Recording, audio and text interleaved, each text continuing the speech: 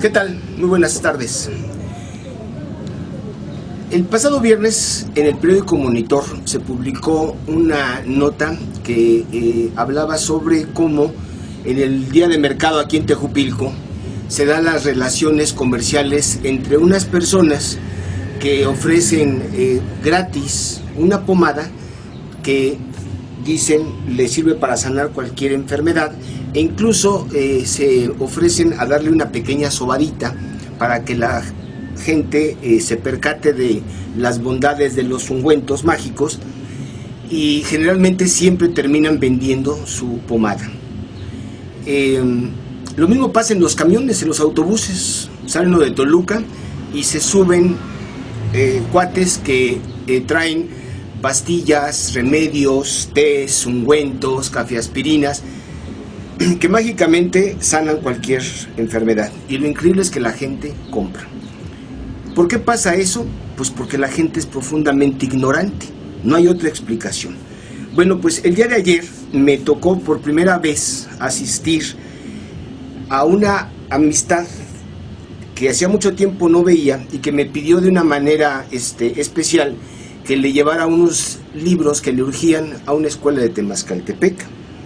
Y nunca había entrado, ¿verdad?, a esta escuela, y me encontré con que la forma como ahí operan la venta de libros es exactamente como le hacen los vendedores de remedios mágicos. El CECITEM es una institución que imparte cursos de nivel medio superior, es decir, equivalentes a la preparatoria o al bachillerato. A pesar de eso, en esas escuelas obligan a los alumnos a llevar uniforme. La preparatoria es una etapa en la vida de los jóvenes en donde siguen siendo adolescentes, pero ya no son adolescentes púberes, sino ya están en una etapa mayor de la adolescencia.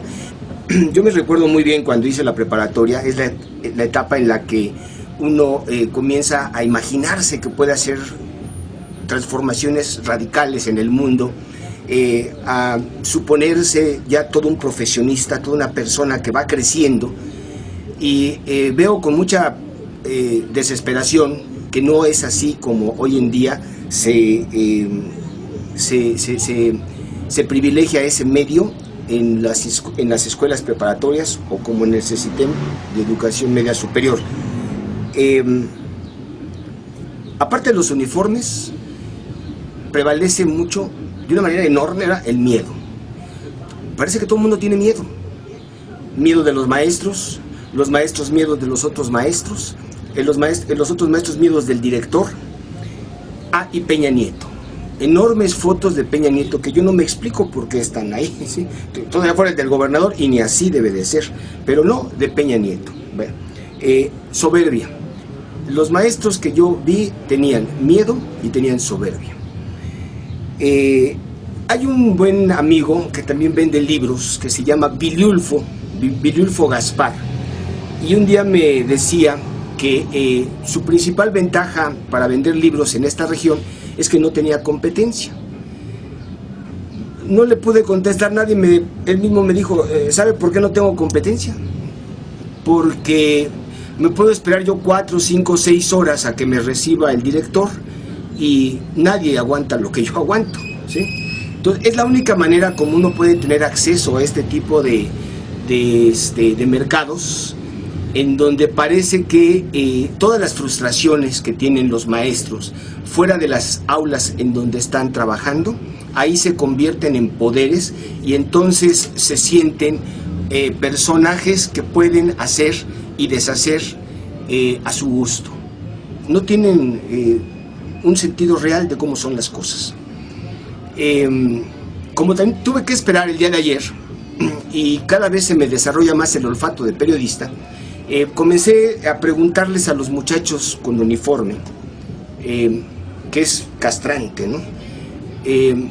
Si han visitado la Ciudad de México.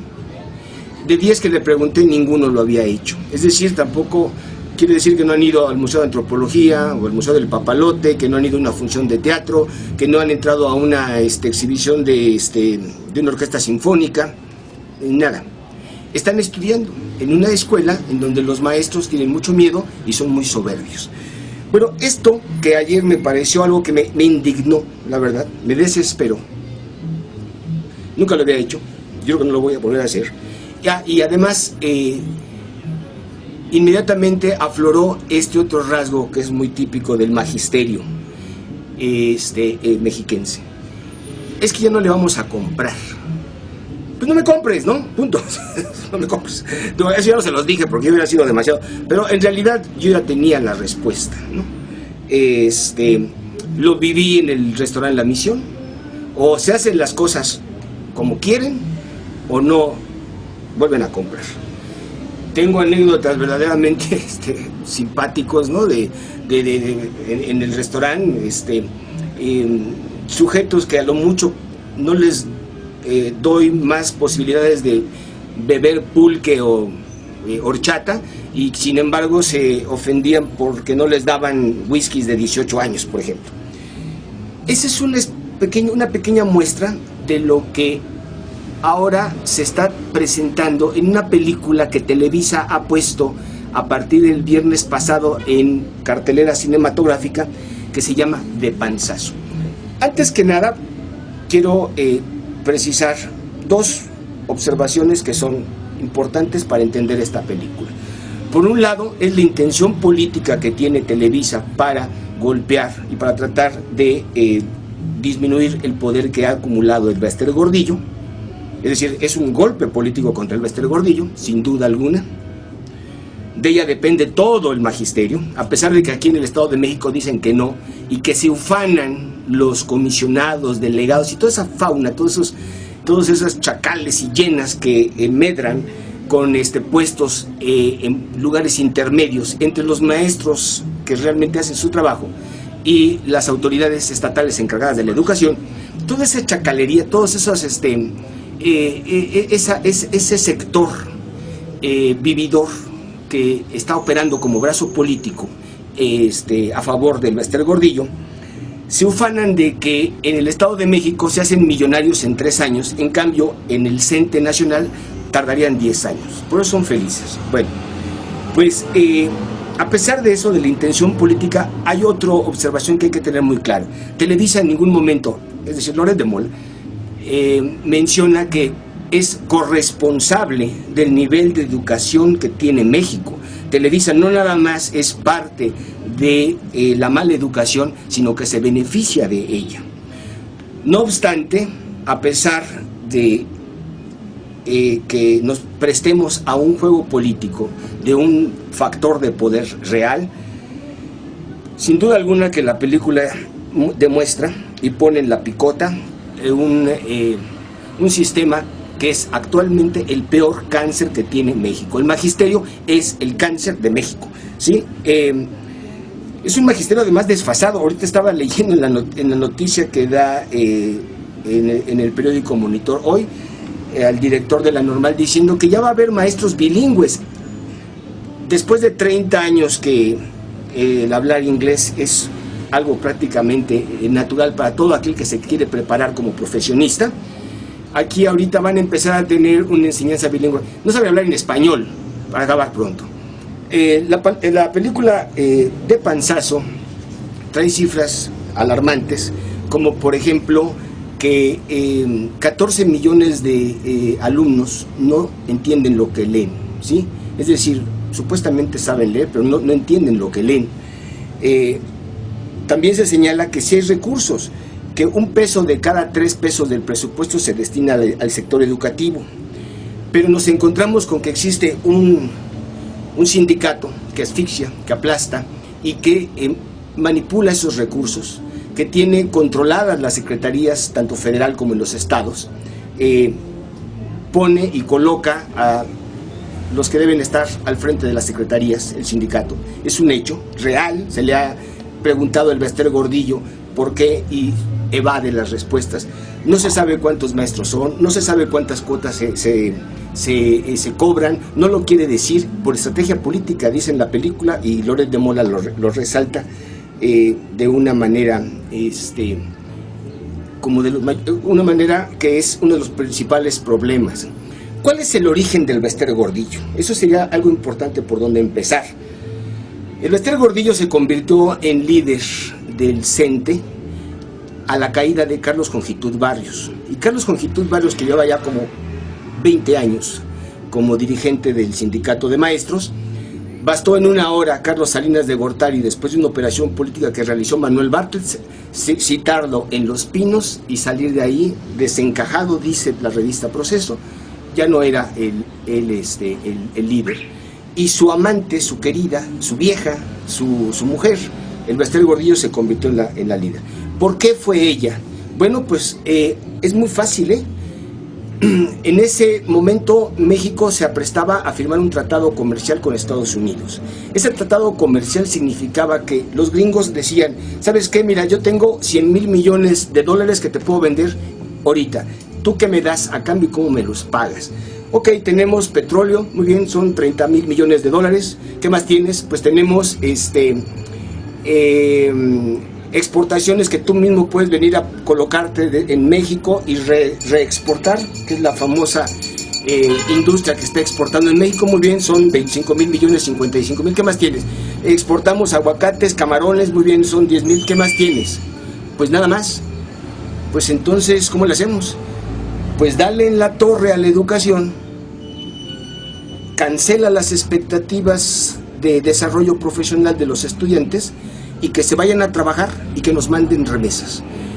El excedente, el saldo entre la oferta real de divisas que México tenía y el presupuesto de divisas necesario para balancear la economía del tratado comercial se ha cerrado a través de las remesas. Y para que aquí uno se fuera a Estados Unidos, pues tenía que perder toda posibilidad de desarrollo. Y sin empleos, sin ocupaciones, sin industrias, sin producción, pues con los jóvenes sin estudios y sin entender, no les queda más que irse para allá. El Bester ha cumplido perfectamente su papel. Parece ser que para Televisa, yo creo que también para Carlos Salinas de Gortari, ya no es ahorita el momento para que ella siga acumulando poder y dinero, y por esa razón la película ha sido sacada en este momento por alguien como Loret de Mola, pues que tiene una aceptación social muy, muy grande. Sin embargo, yo les quisiera comentar que desde hace cerca de 12 años yo publiqué lo que yo vi cuando llegué a Temascaltepec sobre la educación. Ya lo he leído en este canal, no me voy a extender, pero nada más quiero dos cosas decir. La entrada, en la página 41, escribí la educación en el sur de México y relato que cuando yo llegué y me di cuenta cómo era la educación aquí, comparada con lo que era la educación de donde yo venía, de la Ciudad de México, aquí me parecía como si fuera una función de teatro, en donde el escenario estuviera sucio, las butacas rotas, la música desafinada, los actores sin saberse sus diálogos, las luces fundidas, y sin embargo la gente toda aplaude y aplaude. Qué buena función de teatro. Es decir, los actores son los maestros, el público es la sociedad, y parece que todo el mundo está feliz. Hay quejas, hay algunas tonterías que se están diciendo, que se están comparando México con Finlandia. Pues por supuesto, Finlandia es el país ejemplar respecto a cómo debe ser la educación, pero hay otros casos como Rosario Guerra, una priista chaquetera que ahora va a competir por el PANAL buscando ser jefa de gobierno del Distrito Federal, que dice que los maestros no tienen la culpa, son los padres de familia. Y sí, en realidad creo que los padres de familia tenemos mucha culpa por no darnos cuenta que no hay nadie que sea más ignorante, más soberbio y más déspota que los maestros. Gracias.